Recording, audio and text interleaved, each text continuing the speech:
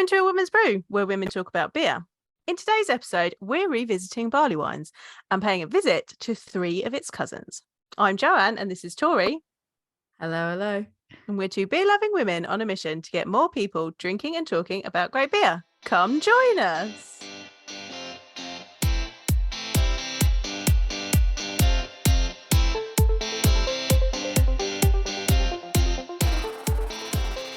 Right, back to barley wines. Yeah, on a technically, Tuesday. Technically not barley wines, so we'll get into that in a minute.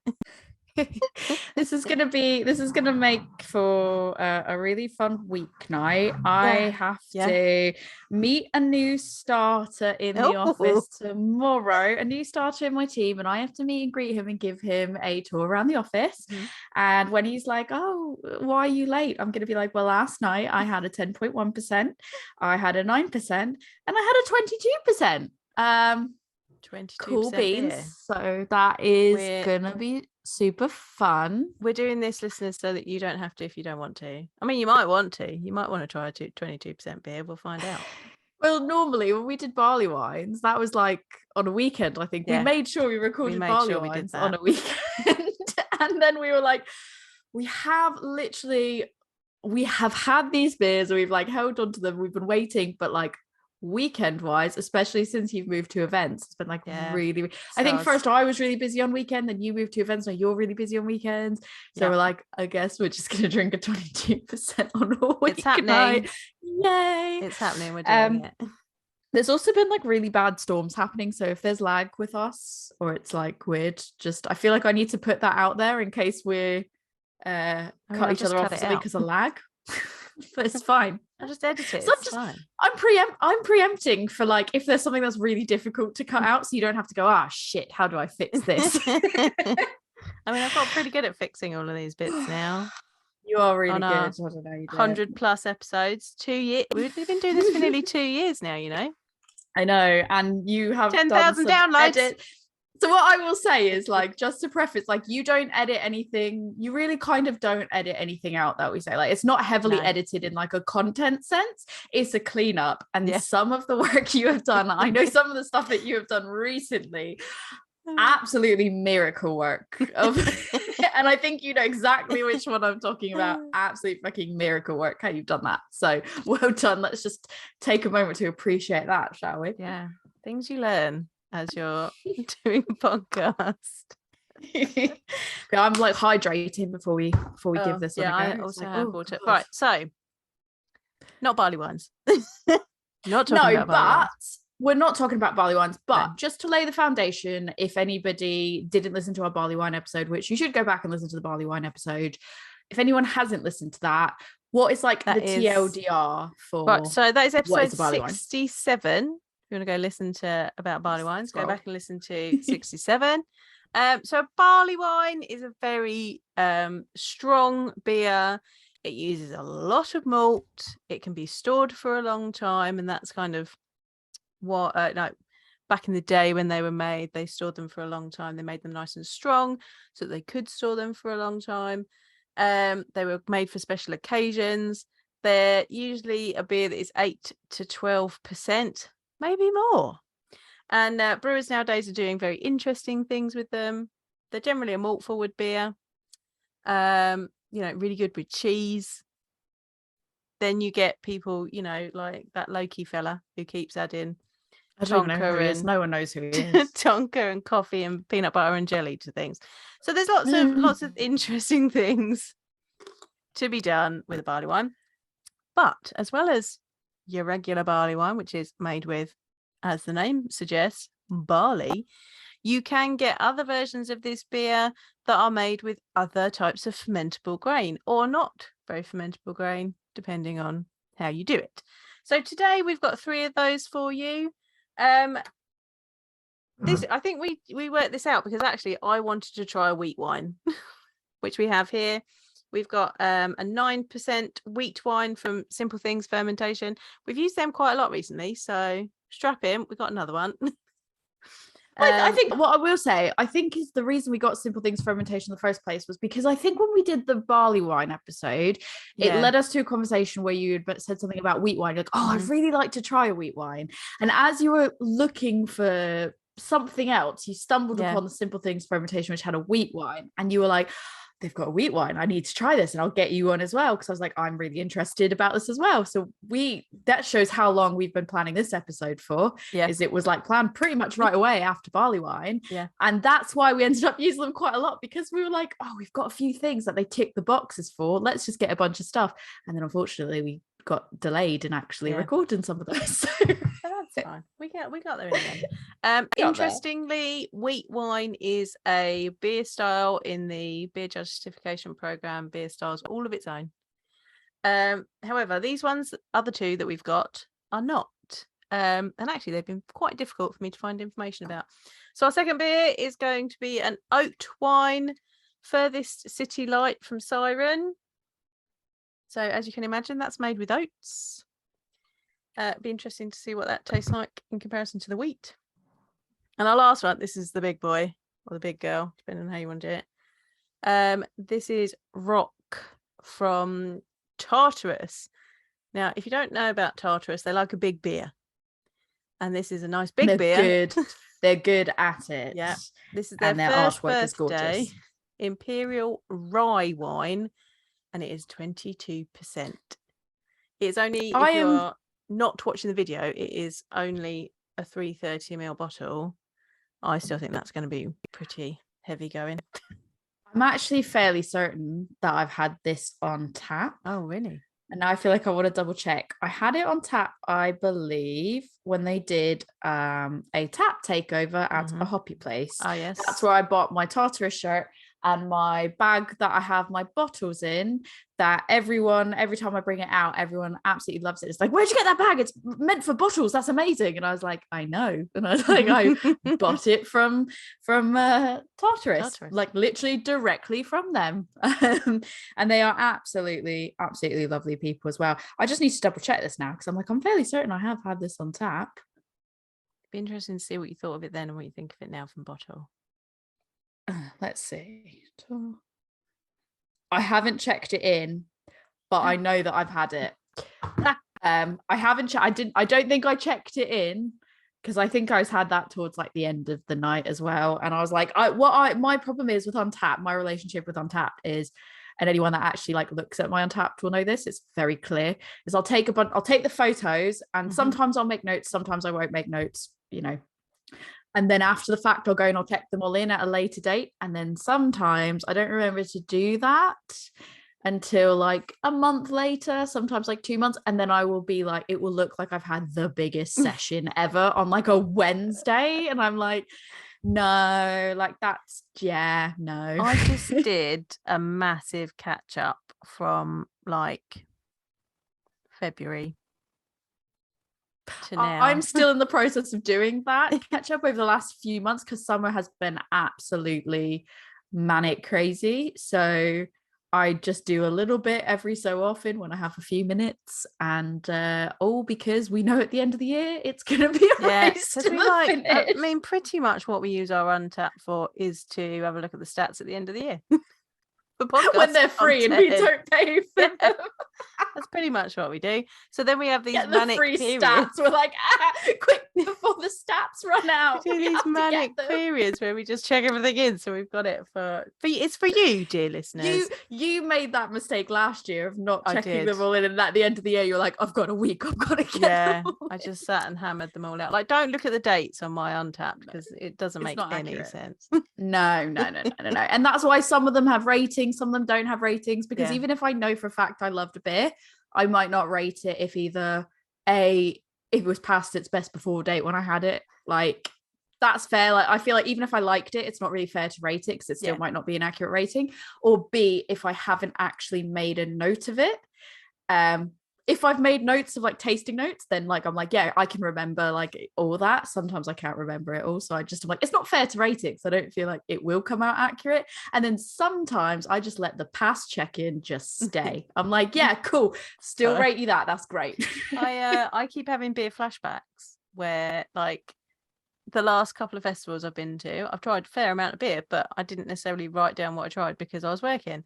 And just yesterday, I was like, oh, I had that beer at London Craft Beer Festival and I completely forgot. We have to like check that in at some point and just be like, yep, I had that. Yeah, no, exactly. That's what I do. But like the ones I feel like for me in those situations, the only ones I end up rating are the ones that like were so absolute, either so amazing or so not for me that I remember them. But if it's not for me, I don't rate it because I'm just like, oh, that's not fair. But yeah, anyways, back to that. I just want to say I have actually had this, and I'm fairly certain I had it at a Hoppy Place for their birthday. Oh no, not their birthday, their tap takeover. Yeah, for the tap takeover. We're gonna leave that one to the end because it's a bit in. Let's crack open this wheat wine before I start talking about it, because otherwise we might get a little bit parched. Oh, so I thought actually what would be a really good way to approach this is normally you educate us while we're drinking. Yes. As usual, when I know you're going to be educating us, because I like to come into these situations blind when I know that you're going to teach me about stuff. So I haven't really looked into anything beyond what I already kind of like low level knew. So I thought if we taste them each before you give it and we give our like initial feedback, then you teach us, then we can kind of revisit the taste on it as well, because it might be something that I go, oh, that's really nice, and then I hear about it, I go, oh, that's not something I thought I would have liked. But if you tell me about it first, I might be like, oh, I don't know. There's no influencing. I like that. I like going in blind to things.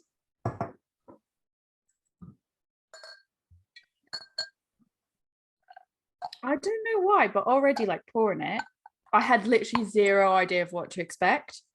But in my brain, what I thought about when I thought like wheat wine, I was thinking wheat beer, and I don't know, like the color just seems darker than like I think what in my head I envisioned.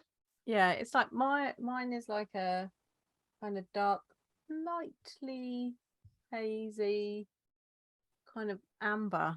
Yours is dark. Yeah, so mine is basically very amber. Yeah, yours looks darker than mine. Very hazed.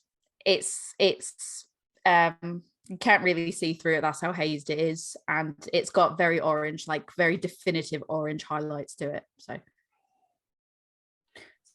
it smells boozy. It smells like it's gonna be boozy. It smells boozy. It kind of smells like porridge, like spirit. I think it smells like spirit to me. Yeah, it has that like spiritness to it, and maybe a bit of honey. I don't know. I get a bit of honey in that. Yeah, that's a good shout.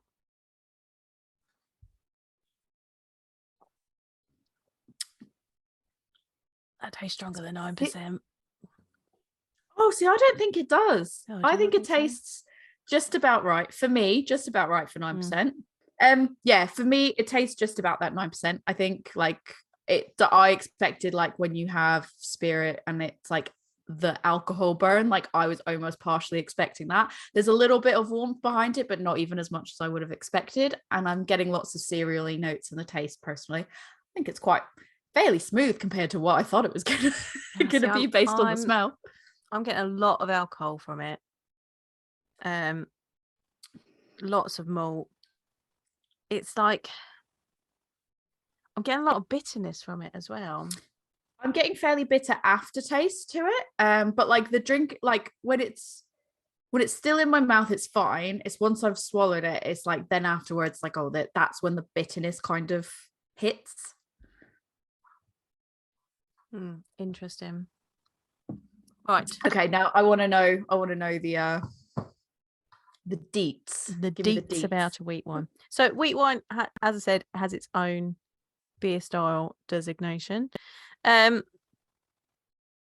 have a little talk about its history first, and then we'll get into it. So interestingly, wheat wine seemed to have first started appearing in the 1980s in America.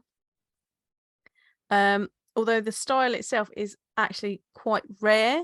So I'm quite impressed that we've managed to find one and that Simple Things had one. The creation of wheat wine is credited to Phil Mueller, who was a home brewer. And actually, him and his friend were making a barley wine and they put too much wheat in. And they went, let's see what happens, as, you know, brewers and home brewers will do.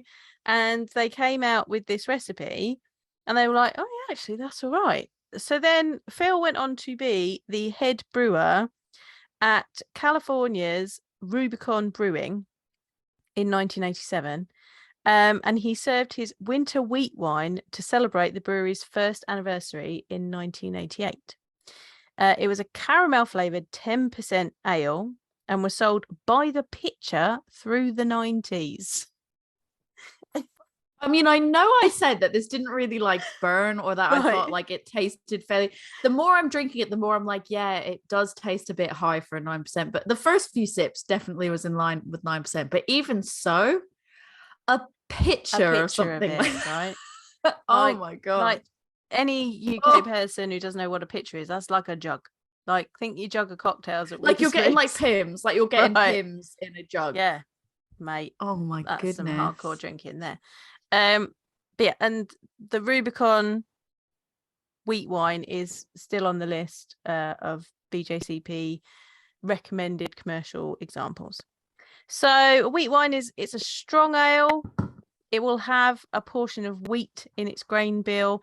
This can be between 40 to 60% of the grain bill can be wheat. So depending on what your brewer wants to do.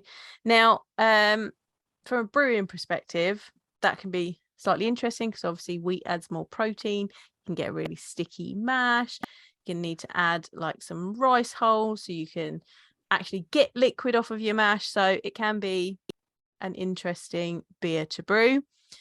And like its cousin, the barley wine, it is going to be between about 8 and 12%, depending on who's brewing it. Because as we know, brewers going to brew and they'll do what they like. In colour, they're going to brew. In colour, it should range from gold to rich amber. I think this one does that in colour. I would agree. Maybe accompanied with reddish highlights. Getting orangey highlights. Yeah, you've got a bit of a highlight on yours. There's a creamy off-white head, low to medium height. If you swirl it in the glass, you should find some legs. Should see legs. Now, we talked about that with the barley wine. I'm not really seeing. Like the heads kind of stick into the glass, but I'm not seeing alcoholic legs on this. Are you seeing any? Here's a question though. Is it like can your glassware make a difference in that? Like, is that something where this is like probably a really stupid question, but if you do have a dirty glass, for example, can that make a difference in like how leggy it is? Don't know actually. I think my head might be masking any legs because the head's lasted quite well on mine.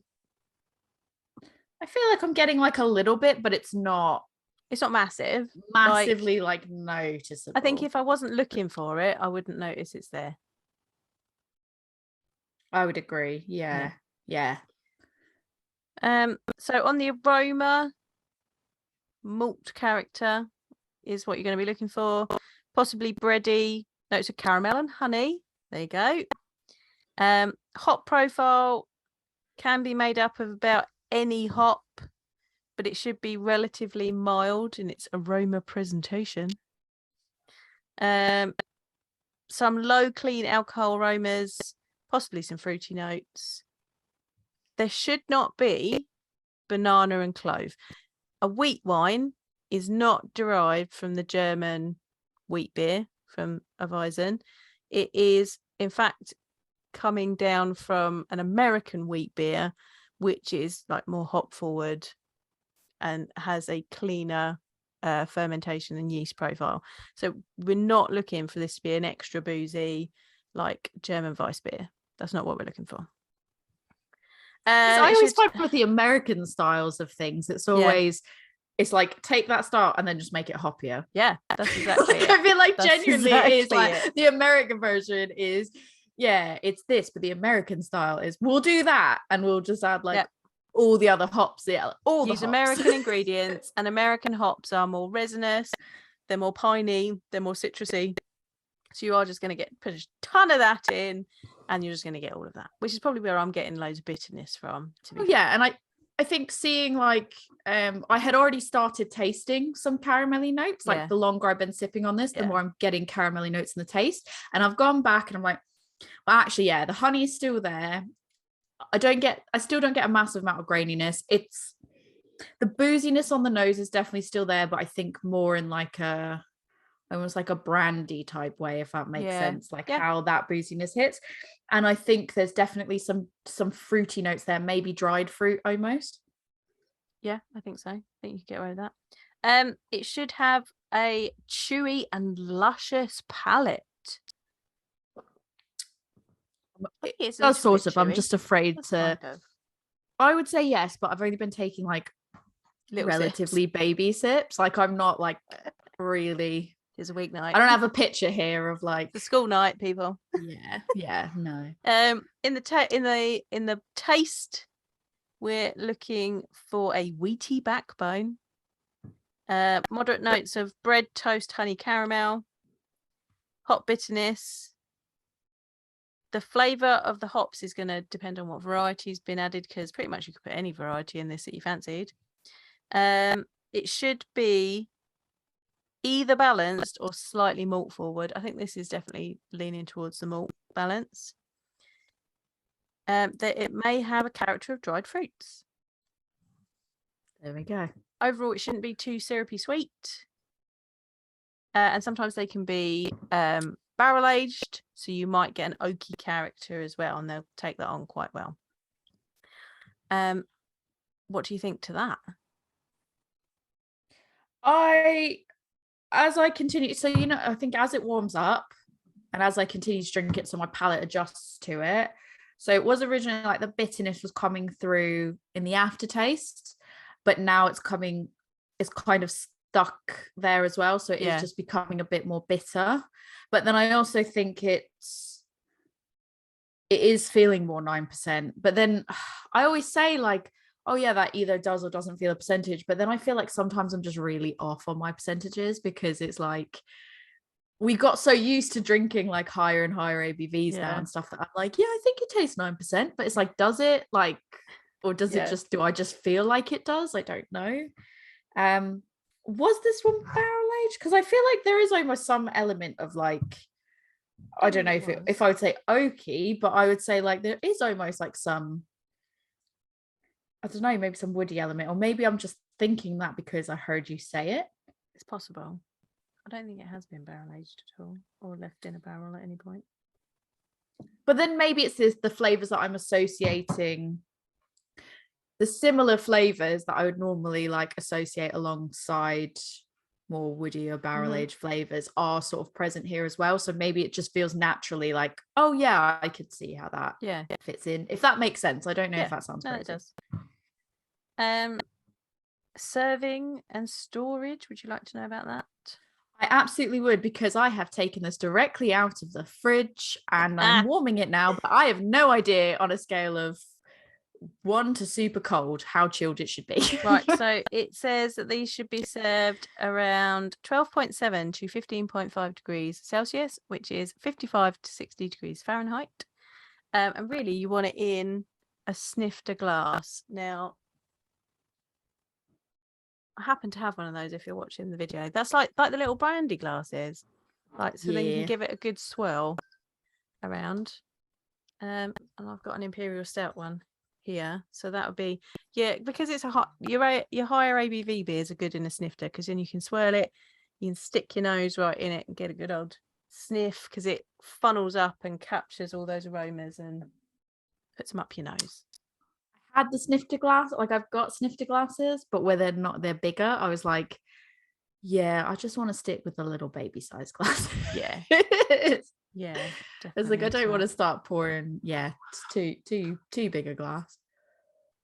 I've got some food pairing as well with this if you'd like. I absolutely would like. There we go. Please. Right, so it goes really well with meat dishes, particularly grilled and roasted game. Like venison, boar, duck, or pheasant, and sausages of any kind. I like that. It could work well with shellfish. Sometimes it can be a bit sweet, so it'll cut through spicy cuisine like Asian, Jamaican, and Mexican, and anything that you've got that's got a little bit of heat to it. Cheeses. Now, we all love a good cheese with our beer. So cheeses that it'll go well with, pretty much the same things as barley wine. A nice pungent blue cheese. No, that's your favourite, Tori. Hate it. absolutely hate it. I'm so vanilla when it comes to like my cheeses. A Limburger or a Munster. You might also want to pair it with feta or manchego, because I do like stronger flavored. and manchego. That's good. And for desserts, it's malty backbone will go well with fruity notes, fruity desserts, and something that's lightly caramel. So possibly caramel popcorn, warm fruit cobbler, caramel topped plain cheesecake, or even fruit sorbet. Well, that's quite nice though, because I guess where there's just caramel, like caramelly attributes in there potentially, you're not having a caramel themed pud isn't gonna, like we talked about this before, it's if you match things that are too similar, it almost ruins the beer. And I guess like a caramel, exactly, something that is like caramelly, like cheesecake or popcorn or something, this isn't caramelly enough to the point that you're effectively cancelling it out with a caramel pudding, which is probably quite good. I can see how that would work together and complement it, because the flavours that are here, especially like that bitterness, probably would pair quite well with something that's like sweeter and caramelly.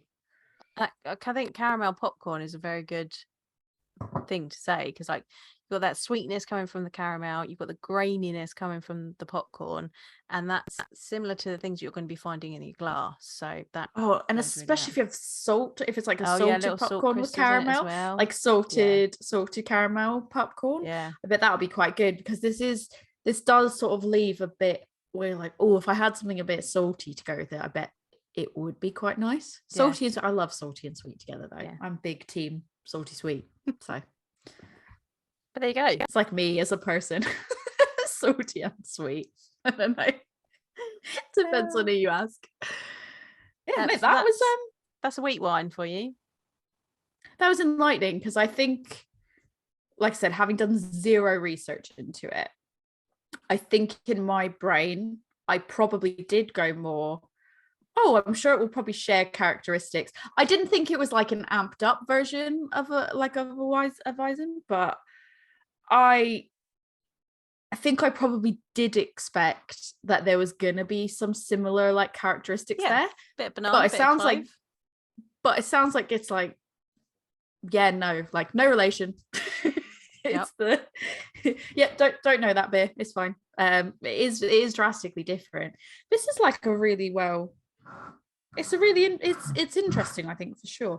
Does yours say 20 on it? Yes. Okay, because I was like, I can't tell if that's the number. It's number 20 of the release, or if this was the number of the bottle. No, this is number 20 in their big ideas series. Range. Yeah. Yes. That's what I thought I would check, because it was like 20, and then I was like, I know they are quite smallish batch as well. So it's like interesting. Cool. All right, let's get ourselves geared up towards the next one. Yes. So our second one, we're now going to move on to the oat wine, and this is from Siren, Furthest City Light. We actually picked this one up together. We did. You came down to visit, and I took you to Elusive and Siren, and I think we saw it. So I had already had, I think Fierce did, for one of their birthday ones, they did an oat wine, and I had that. And I remember, like, as part of this discussion, we were talking about the wheat wine. I was like, oh, there's also the oat wine. We could try to get one of those. And it was like, I had one from Fierce, but I couldn't really find another oat wine for you, and it didn't make sense to try to put in an order somewhere for like one beer. So we're like, I don't know. And then you happened to be down visiting, and we were at the tap room, we're like looking at the to-go beers. We're like, oh, there's the oat wine.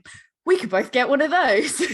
So it was fortuitous that we happened to be planning it. And 10.1%. I feel like that's an oddly specific number.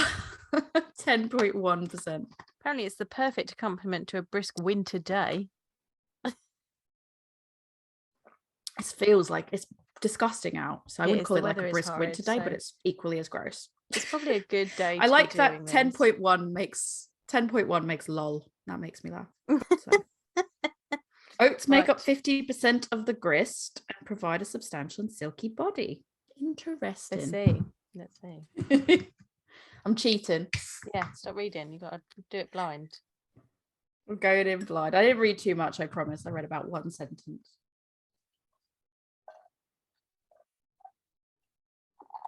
Ooh. Listen to that ASMR. Oh yeah. Lovely tan head on that. Yeah, it is orange. Is yours orange? Yeah, I mean, I would say this looks very similar to the other one, to be fair. It is. See, mine's darker. I would say it's amber with very bright. This is, for me, the same. I don't know if you can really tell on my video. When I hold it up to the light, it's out of the camera frame. But I would say it is still amber, but more orange. Like, definitely, like, far more orange in there. And the head's held a little bit longer. So it's clearer than the wheat wine was. Yeah. What an interesting smell. It's still, to me, still fairly hazy. It smells like, to me, it smells like dried fruit. It does smell like dried fruit. It smells like oats. It smells like muesli. Yeah, 100%. But I guess the thing is like, one thing about Siren is they do have like their birthday beer every year is a barley one, like Maiden, that comes out consistently every. Oh, that's what I should have worn today. My shirt that says I love barley wines or whatever on it. It's got the Maiden in the corner, and on the back it says something like I love barley wines or something, and there's a barrel on it.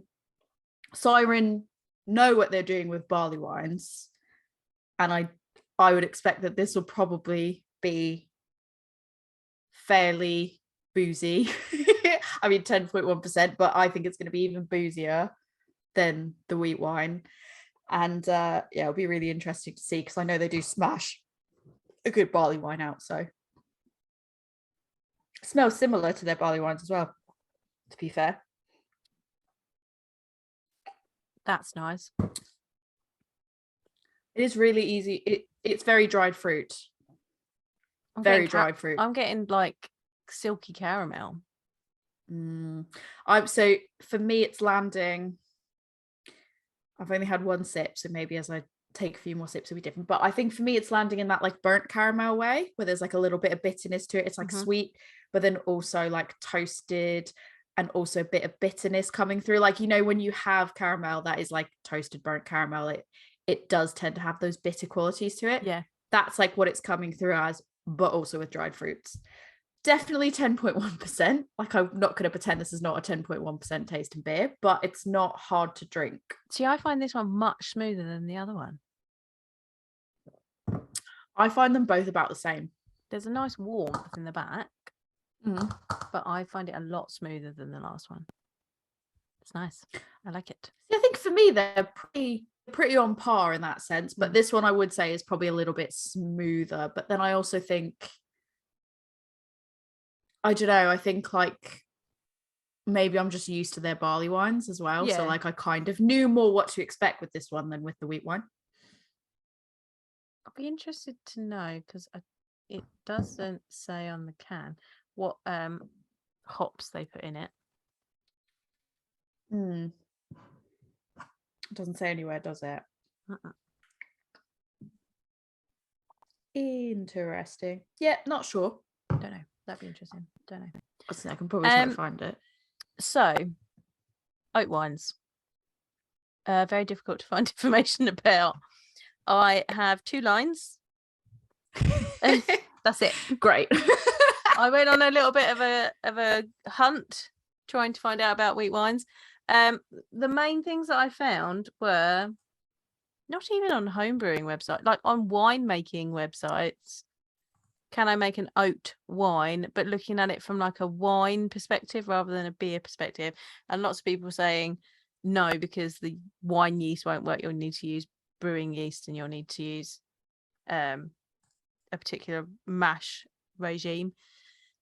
So as we've said from this one on the can, it shows that Siren have used 50% oats in this one. The thing with that is, even more than with wheat, oat makes a very sticky mash. And if you put too much oat in, you might not get any liquid out, because it will just suck it all up and it goes all sticky. So when they're making this, brewers have to put in rice hulls, because when you've got your grain, the thing that's really good about barley is that it's got a husk, and that makes a filtration bed to get your liquid out to be able to make your beer. Wheat and oats do not, and rye, when we get into it, they don't have that husk, and they can get really sticky. So you can put rice hulls in, and that helps, but only to a certain extent.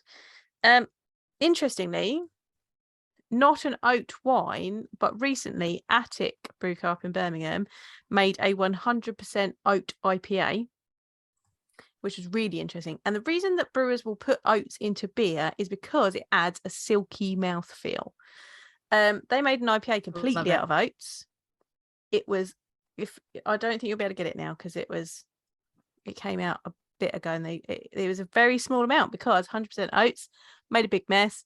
They won't make it again. It was an experiment. They enjoyed it. It's done.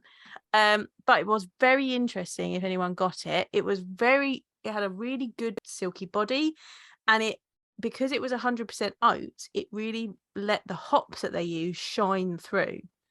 I think this is slightly different, obviously, because they have used some barley malt in there, because it's only 50% with the oats, so you're getting some more of that in the flavour of this. But yeah, it's really interesting. Speaking of Attic, though, they also did speaking of barley wines and Attic, they did the sparkling barley wine, of which I have a bottle. Oh, you got one, didn't you? I've got one. Yeah, I've got one. I don't think it's appropriate. Even if you had one, I don't think it's appropriate to tack another one onto this episode. But we saw that when we were doing barley wine, it was like super interesting. I managed to get one of those, but I haven't drank it. Thank you to the kind person at Attic, where I was like, can I buy this? And they were like, you can have it. And I was like, it's all right, I'll buy it. And it wasn't something that was for sale, because it was at a place where it wasn't for sale, and so I was like, I'll buy it. And I don't think they were geared up to really sell it, and he was just like, here. And I was like, thank you. And it was really like, it meant a lot to me, because I was like, I've been trying to get this for like so long, and I was like, yay. But yeah, no, and I do think like,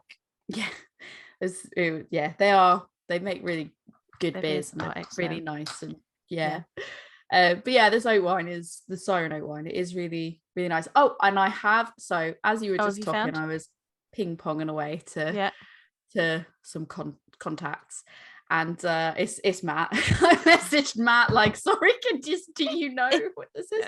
And he has very promptly come back to me saying Challenger in East Kent Goldings. Good old English hops. Yeah, good stuff. I just said thank you. It's like, we are recording. Thank you. Excellent. Thank you, Matt. So thank you, Matt. Do you know what? I put it out to the Siren group chat that I've got, not just those the crew that goes and has bottle shares and sort of goes down there. And I was like, does anyone know? I guess specifically Matt. And then he came back. So contacts. You. These are our contacts. Thank you for your prompt response. Interestingly, we're talking about Siren, but also their neighbours along the road, Elusive. I went to a beer tasting of theirs at a festival recently, and they suggested Target hops should always be used in English barley wines, or in barley wines in general. So English hops in your barley wines and your oat wines. Give it a go. I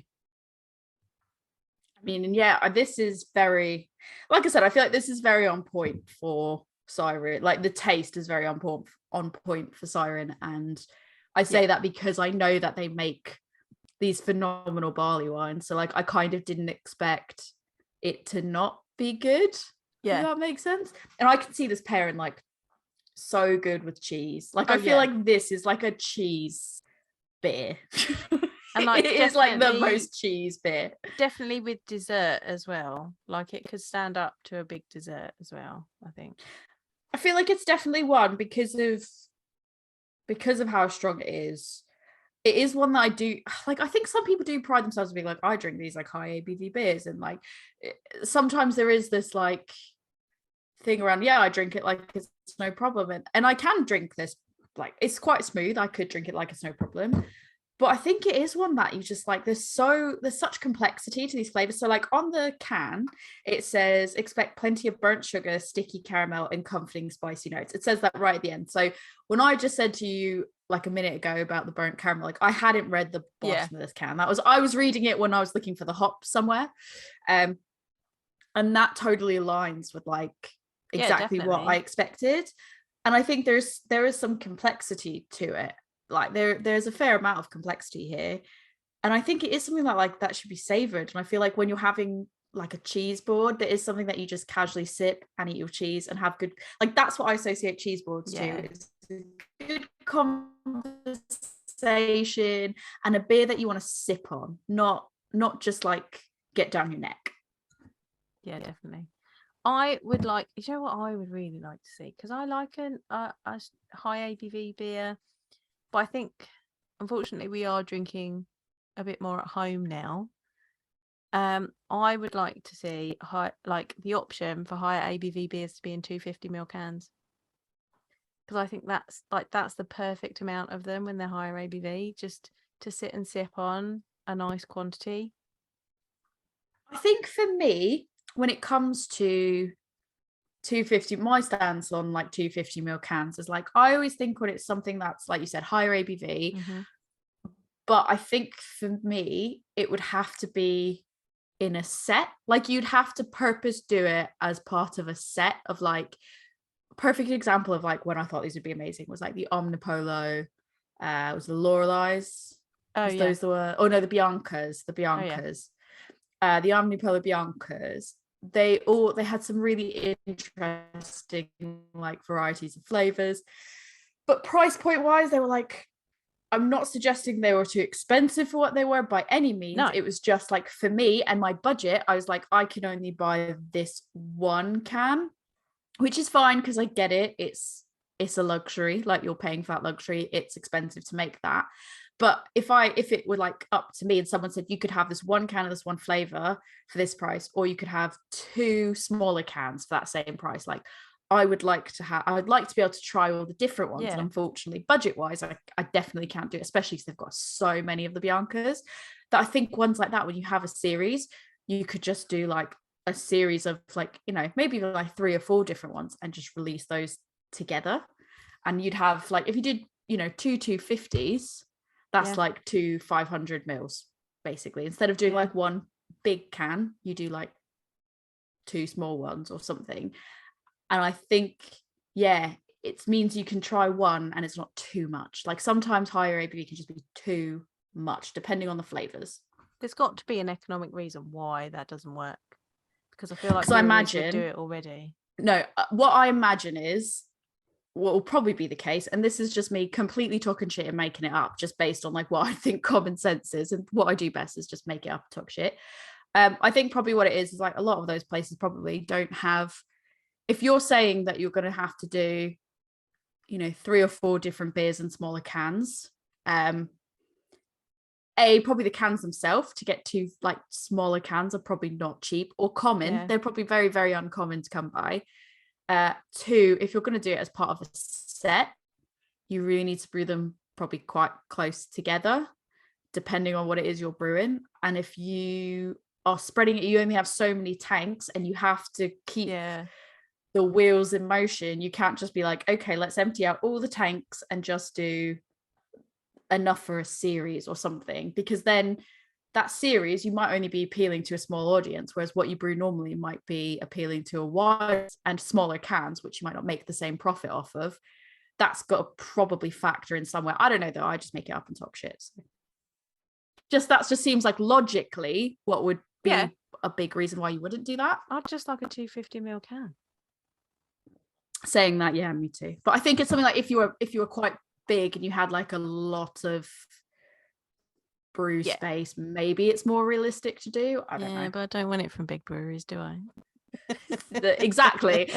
That's kind of like, give me the moon on a stick. I would like the moon on a stick, please. I want all the things. I want all the things, and I want exactly how I want all of them the exact way that I like it. And other people are like, give me the 500ml cans of like 750 sharing 22%. Yeah.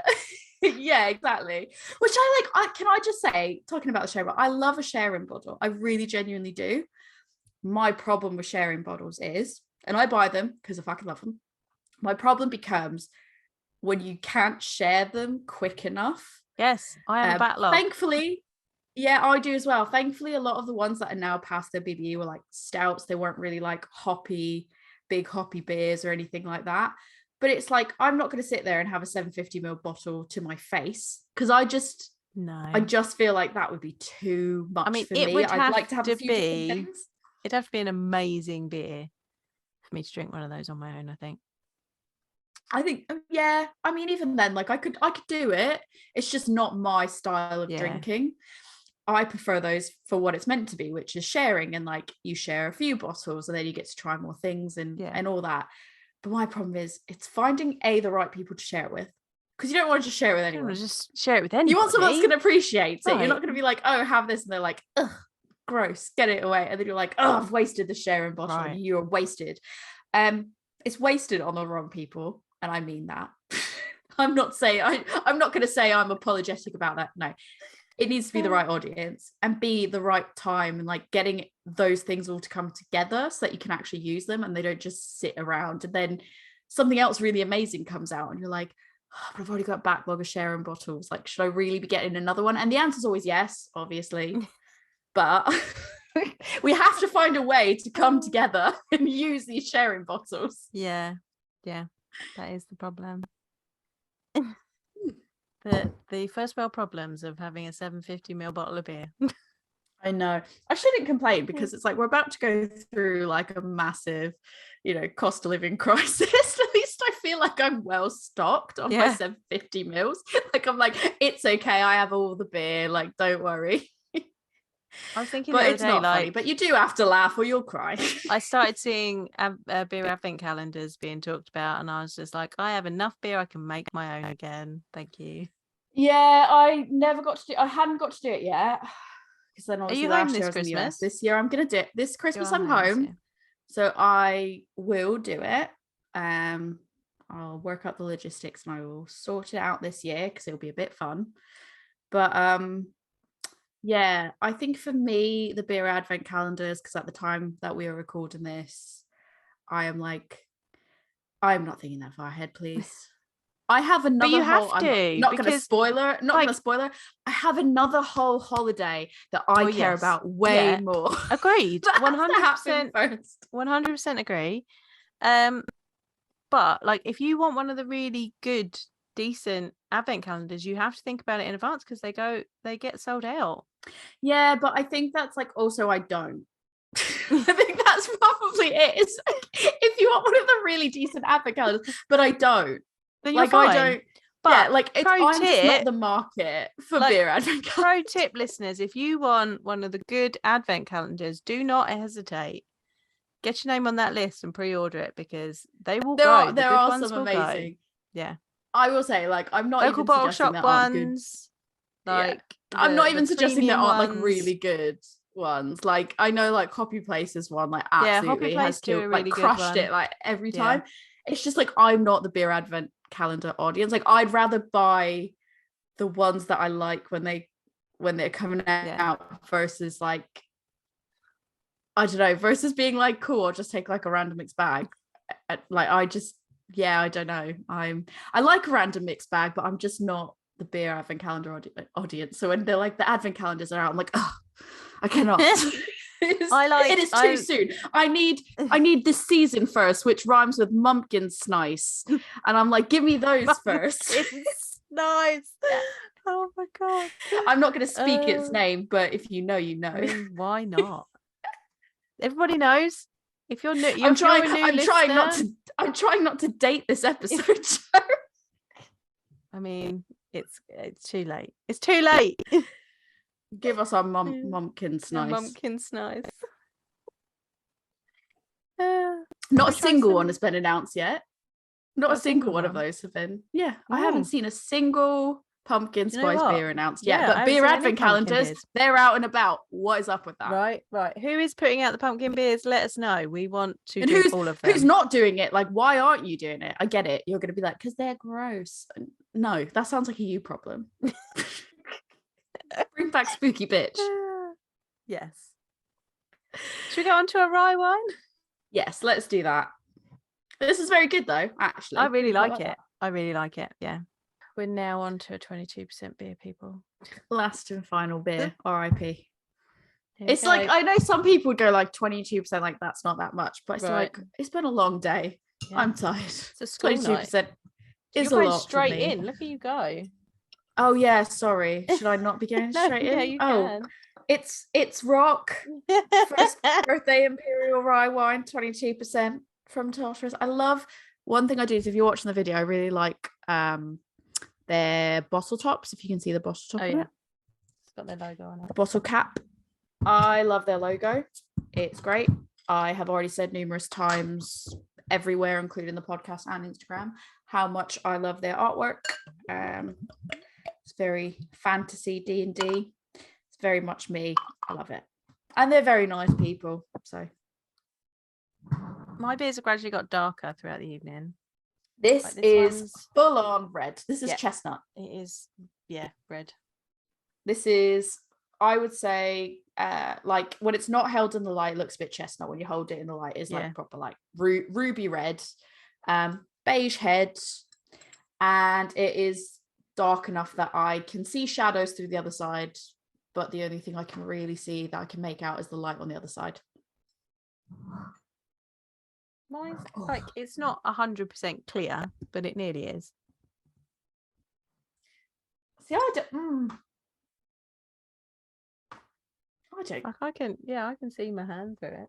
I can see the shadow of a finger. Oh, okay, no, I can see. If I do that, I can't really see like any defined features. Oh, it smells boozy. Boozy, spicy, dark dried fruits. Yeah. Bready. Yeah, all of that. But I have seen, so I have pulled up because I was just like, I was looking for something else and I saw that it says basically the description, which I don't think is on this bottle. Oh no, it is on this bottle, but it's easier to read over here. So the writing's very small on the bottle. They had 4 mashes. Woof. That's 4 mashes. 2 different yeast strains. Yeah, you would need to, with this, to get this higher ABV, your yeast will get tired, basically, and it'll just be like, I can't do it anymore. I can't do it anymore. Please, no. I'm done. I can't do it anymore. They're so dramatic, aren't they? They're yeast like, is dramatic. It's a living organism. I'm trying this because I haven't done it. Oh, the drama. Ooh. I get like nuttiness in the taste. Yeah. And it's really sweet. Sweet. Now, this is obviously aged another year. This is a year on from when it was first done. And it is there's almost like a bit of carbonation as well, like towards the end of it for me. That it's going with that heavy sweetness. And I don't know if that's something else that to me is coming off as like a carbonated taste. But it's definitely nutty. Like more nutty than I expected from the smell. Nutty, syrupy. Syrupy, dark dry fruits. I think honey for me. Yeah, I can see honey. Or something like, treacle. Yeah. Maybe more something treacle. A bit darker. Bit of almost tobacco. It's not as spicy as I thought it was going to be. Yeah. But I thought it was going to be more spicy. That may have dulled down with age.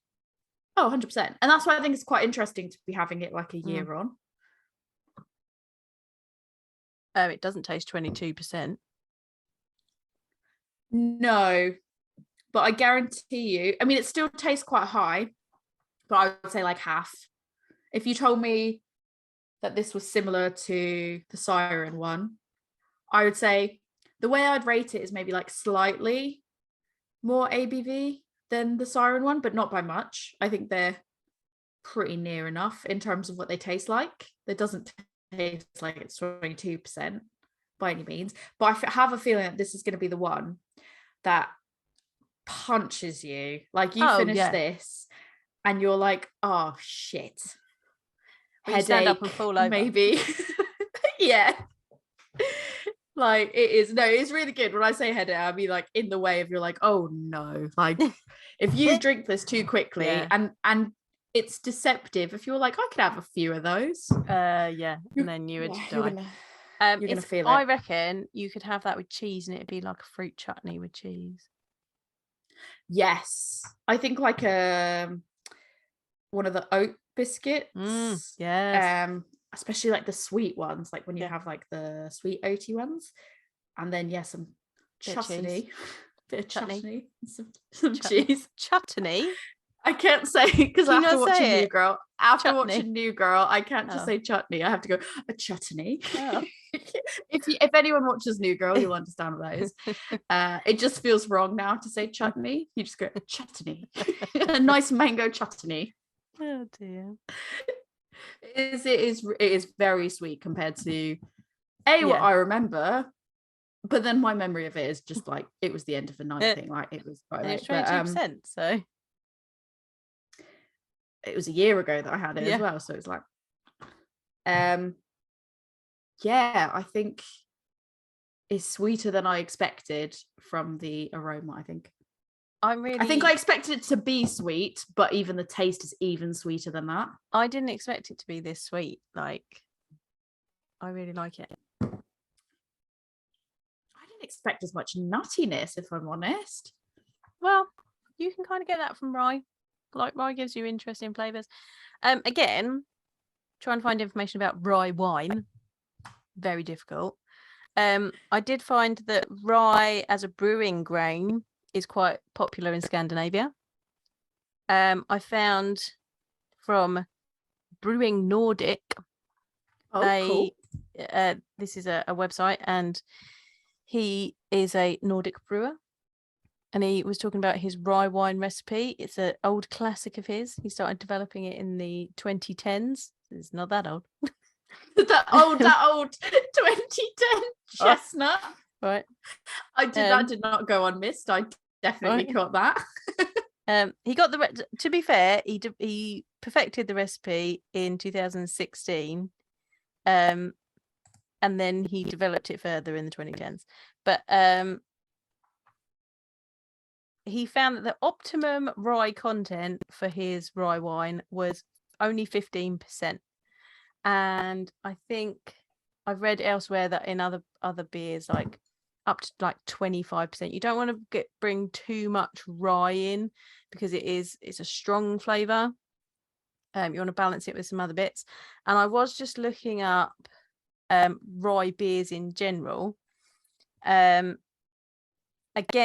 it's a huskless grain, so if you do a lot of rye, it's going to go really sticky and gluey. I'm just thinking 4 mashes worth. 4 mashes, that must have been a lot. In fact, I've got a bit here on an article about rye beers where Adnams brewed a 100% rye beer wash they were going to distill to make their whiskey, and they said they did that, and so they had always what's the quote? So they were already fully aware of rye's potential to ruin your day. The phrasing on that actually really tickles me. And they were like, the word. I love that they personified rye. It just ruins your day. Rye will fuck you up. Yeah, and they were like, with 100% rye, which is what they needed for their whiskey, they were like, the wort did not run off; it was dragged off because it was so thick and like wallpaper paste. Screaming. They could not get it out. So you don't want to use a huge amount of rye in your recipe because it's just going to ruin your day. But it can make for an interesting beer. And you get kind of make some nice blue. Yes, you get flavor. You do get nutty flavors. You get spiciness. You get dark dried fruits. You get that, like, think of like rye bread. How that's got interesting flavors. That's what you're going to get in the beer. Like almost more of a dark taste to it as well. Yeah, sure. Yeah, definitely. And because of that, it's going to age really well, and it's going to it'll go in wood really well. Like rye is a good thing to use. The guy from Brewing Nordic used to use American ale yeast, which gives a cleaner fermentation profile. So whereas like English ale yeast adds lots of fruitiness to the beer, and American ale yeast kind of are much cleaner and don't add that. But he now uses Kveik, which adds a moderately fruity profile to his rye wine. So that's interesting as well. I like that reading the bottle. Mm-hmm. It says, we feel there isn't a lot to say about this beer. It's big, like really big. Each mash had a large portion of rye added for bready spice. A combination of English and American hops were used for bitterness and flavor. Sit back and enjoy this mountainous beer. Warning, extreme ABV. Please share this beer and drink responsibly. Don't drink it on a school night. Oh, whoops. Oh dear. My Whoopsie. bad. I mean, it's our fault. We didn't drink responsibly. We didn't read the label first. I was like, please sit back and share this. And I was like, well, I'm sharing it with myself. Maybe we should have tried to do this one in person. Oh well. Oh yeah. Oh well, it's fine. I'll share some with Rick. Yeah, maybe if he might drink this. Not gone to bed by the time. Yeah. Anyways, but yeah, no, it is. I love that. She said it's big, like really big. And I was like, it is, yeah. Yeah, I almost get a few sips of it, and I was almost getting a bit of a.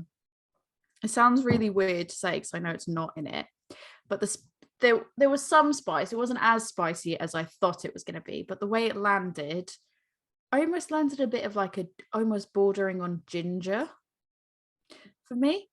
Yeah. Not in like a overtly ginger way, but when there's like the warmth from it. Yeah. So that could potentially be a combination of the rye and the alcohol warmth. And if anyone's watching the video, this is a gorgeous label. Yeah, it is lovely. I absolutely love their labels. So yeah, I do love Tartarus. In fact, they make this is very complex. It's very interesting. Really good for a charcuterie board, I think. And they just make really interesting, complex beers. So yeah, definitely. Hopefully finally get them on at some point. We keep talking about it, but we're both our schedules don't align. Yeah. So we'll see. We'll have to get them on. They're on the list. They're on the list. They are on the list. It's been requested by people that listen. It's been requested by us. It's they want to do it, I think, or they tell me they want to do it. So we will we will see what we can get our diaries to align, because I think talking about something like how did the 4 mashes go? Like, I've got so many additional questions. Four mashes. That's got to be more than like that. That's like nearly a whole 24 hours. I've heard like double mashing. 4 mashes, and then it's so I think they like let it ferment for like a month or something. It said. Yeah, it's just it's big, like really big. It is big. Which one is your favorite? It's really difficult because I felt like they're all very, very different. Like, they are very drastically different, and I think I like them each in different ways and like different use cases. Like, if you were to say what's my favorite right now on a Tuesday night when I'm not having anything to eat or anything like that, I'm probably going to say the Siren. Yeah, because I think that was just on its own the easiest one to sort of just drink and sit back and drink. But I think if it was like a weekend, it could be tartar, like it could be any of them, because it's like if I'm pairing it with food or sharing this bottle, it might be a bit different than me trying to drink it unresponsibly on my own on a Tuesday. So I probably have to go with the Siren, but I feel like that's the predictable answer from me. So no, not necessarily. It's not, but I'm just giving the people what they want to hear. So it's like, give them what they want to hear. Fine. No surprises. But yeah, I think, to be fair, that would probably be it, because it just is a little bit easier more mindless drinking, I think, if that makes sense. Yeah. How about you? Which one do you? I really like the Tartarus. I like it a lot more than I thought I was going to. I was like 22% feels like I might not be into that, but I am really enjoying it. I'm gonna have to be very careful. I want to go downstairs and get some cheese. But that's it, because I think that's it. Like, I think it's like I really, really, really like it, but it's really hot because it's sitting there not having cheese. Like, it feels like it would go so good with cheese, that it feels like not having it is just doing it a disservice, not pairing it with something like that. But it is fairly late, so it's like kind of can't really go and just get some cheese now. But it's a really tough decision because they're all really interesting and complex in their own ways. So, and I really like an interesting and complex beer. Mm-hmm. But yeah, that's what we got for you today. And so that's Not Barley Wines. Held up. So yeah, this is welcome to Not Barley Wines with Tori and Joe. That was our amazing Not Barley Wine episode. Tori, if people want to come and talk to you about Not Barley Wines, you want to talk to me about anything that is not a barley wine. If you want to talk to me about the barley wines, not barley wines, you can find me on Instagram at adventures_in_optimism. You can also send me an email, I guess, if you want to, at Gmail. My Gmail, which is adventuresinoptimism@gmail.com. I'm on TikTok at some variation of Adventures in Optimism. It will be very clear which is me. If there's underscores or not, I cannot remember. That's how much I don't use it. And to the point that I know how much I don't use it because I cannot do lives with people. She's very upset about it. Because I don't already heard. I just, like, let me at least pay to play, guys. Let me at least pay to be able to do a live. You're going to make me put in the effort to get 1K follower. It's too much for me. So yeah, just you can find me on there. You'll know who I am. Help me be able to get to a point that I can do lives or something. I don't know. So that's me. And if you want to email us both, which I will probably pick up, it will be womansbrewpodcast@gmail.com. So if people want to talk to you about not barley wines, where can they speak to you? You can talk to me about Not Barley Wines at my beer school, which is Love Beer Learning. And we are on Facebook, Instagram, Twitter, TikTok, and Pinterest. I'm usually on Instagram. I've slowed up on the old TikTok recently, but it's just it'll pick up. Don't worry. Come follow me on the TikTokies. You can also come to my website, which is lovebeerlearning.co.uk, or you can email me lovebeerlearning@gmail.com. And don't forget that the podcast is also available on YouTube, and it is available on Instagram at A Woman's Brew. Come find us. And you can ask your smart speaker to play us. You can. I think they will if you say it about right. Yeah, I mean, you could just like literally sneeze and they'd be like, sorry, what did you want me to order? So like, surely if you ask to play us, I mean, sometimes it should I have still to work. cut her It out. used to work. Sometimes I have to cut her out of these recordings because she'll just start talking to us. And I'm like, no, don't talk to me. Sometimes you're not I'm allowed in to a talk to whole me. different room in my house and I say nothing that even sounds like her. And she's like, I'm sorry, I didn't hear that. And I'm like, dude, she's been listening. Don't eavesdrop. She wants to know about Not Barley Wines. She would love to know about Not Barley Wines, so please ask her to listen to it. Yes. So on that note, right, let's go finish this mammoth 22%. Cheers.